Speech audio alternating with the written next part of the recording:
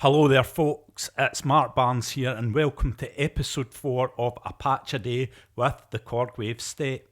The title of today's show is Can It Do Analogue?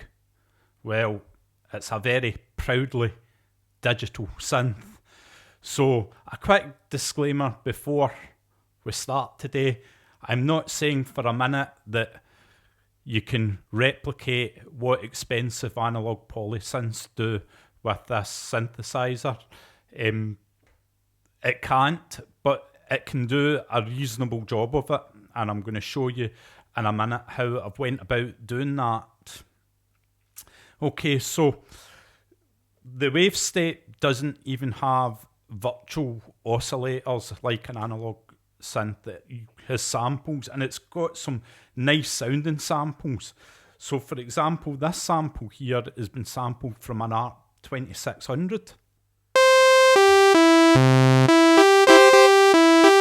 Okay, and it's got a good tone. It's been sampled from an ARP 2600. That's a fantastic sounding analog machine. But the problem is, see when you play it sounds very static because basically all you're doing is re-triggering the same sample over and over and over. There's no movement in the sound like the way there is when you play an analog synth, because analog synths have little deficiencies and little bits of randomness that add to the character of the sound, and that's why we all love them, me included. Okay, so what I've done is I've made my own sort of virtual analog oscillators. Okay, there's no oscillators in this, but using the wave sequencer, I've made up some virtual oscillators that have got sort of random movements within the sound. Okay, and I'll just play that to you. So this is my sawtooth one.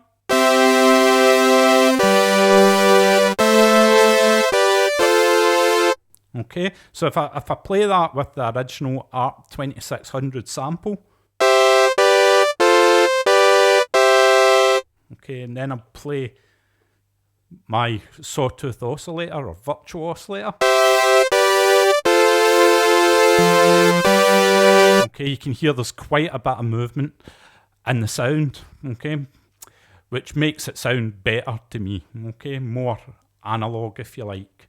Okay, so what I did this morning was I made up a virtual sawtooth oscillator, a virtual square wave oscillator, a virtual sine wave, and a virtual triangle wave. Okay, and you may say, why go to all that bother doing it? Just buy yourself an analog synth, and that's a pretty good point. But there's a couple of reasons why this would be useful to do this with the Wavestate. First one is, not everybody can afford expensive analog polysynths, okay? Like me, I've got some analog monosynths and I've got the XD, it's a 4-note poly, but not everybody can afford a Moog 1 or a Dave Smith's Instruments Prophet or whatever, okay? The second reason is you might be creating a patch on the Wavestate and be happy with the digitalness from it and say it's actually what I want, but maybe you want to add a bit of analog texture to it. So you may want to layer a part that sounds a bit more analog along with the other stuff. Okay, so for example, this pad sound has been made just using some filter envelope and the filter with that sawtooth oscillator I made.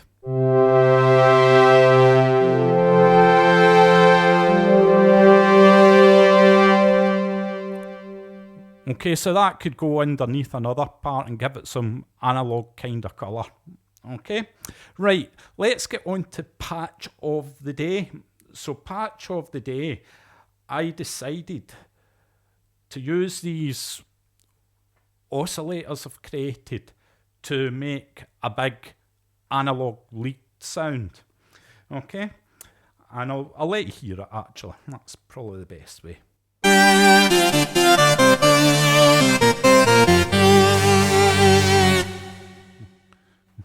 Okay, so it's using 4 layers with different virtual oscillators I've created in each layer. The inspiration for this patch came from this song.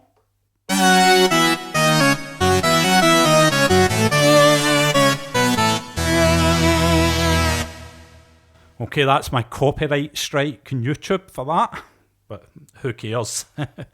Right, okay, so that's the patch of the day. Also, I'll show you this. The Wavestate doesn't have a master filter, okay, so you need to control the filters for each layer separately, but what I've done is I've set up modulations to control all the filter cutoffs and all the resonances with these two knobs here. Okay, so I've got cutoff in this one and resonance in this one.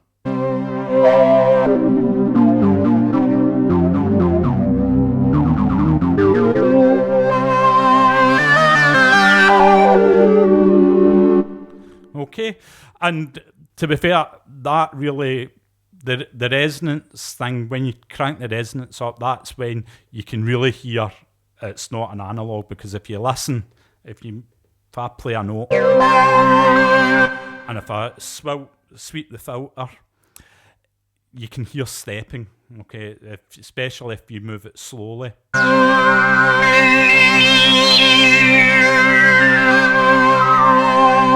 It's okay if you move it fast, but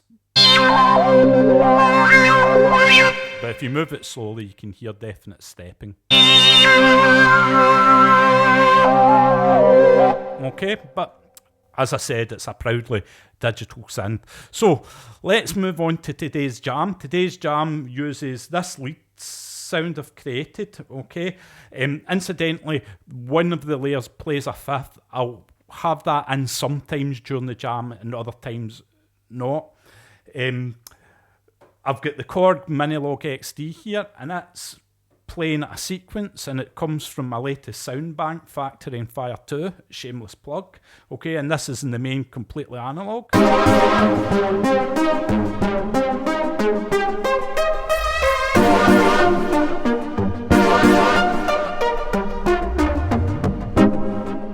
Okay, and it's hooked up with MIDI to the TR8, and the TR8 is going to trigger the sequence on the Analogue, and then I'm just going to jam along with it using this lead sound. So really, it's a Dawlish jam today. Tick the box there, Dawlish jamming. Okay, let's get on with the jam. I hope you enjoy it, and thanks again for watching.